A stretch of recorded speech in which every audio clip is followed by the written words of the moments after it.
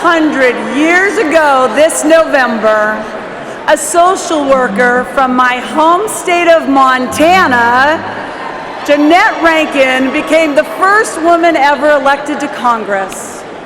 The first, but not the last. Once that barrier fell, there was no turning back. And over 31 years, Emily's List has helped elect hundreds more women to the House and the Senate and every other office on the ballot, except one. Hillary Clinton may be our first woman president, but she will not be our last. Once that barrier falls, it will never, ever, ever be put back up. The women we've elected haven't just brought new voices to the debate, they've brought new momentum to the progressive movement. You see, women don't just fight for women, they fight for families, they fight for fairness, inclusion, justice.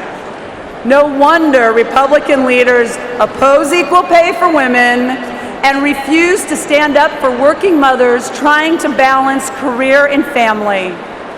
That's why they'd let your boss fire you for using birth control and force us to undergo invasive transvaginal ultrasounds.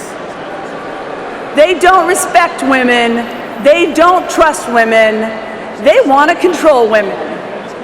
They're afraid of the change we bring, the progress we make when we get a chance to lead. And they're terrified of Hillary Clinton.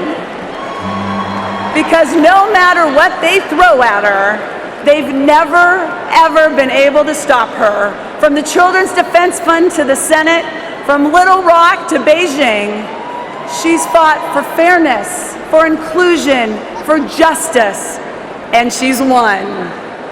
Now they're making their last stand, not just against her, but against all of us who have worked so hard and so long to make progress in America. They're panicking, they're desperate, and that means they're dangerous. They've nominated a man who said women should be punished for having an abortion, said putting a wife to work is a dangerous thing, called us fat pigs and animals. He picked a running mate who led the fight to destroy Planned Parenthood, tried to redefine rape, suggested that mothers who work stunt the emotional growth of their kids by putting them in daycare. If they win, they'll erase every ounce of progress we've dared to make.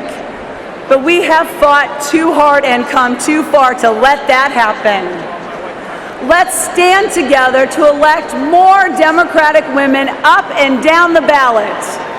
More women in local office, more women in the House, more women in the Senate, and enough to take the majority. Let's decide right here and now to break through that last barrier, and yes, at long last, put a woman in the White House. Hillary Clinton, our first woman president, but not our last.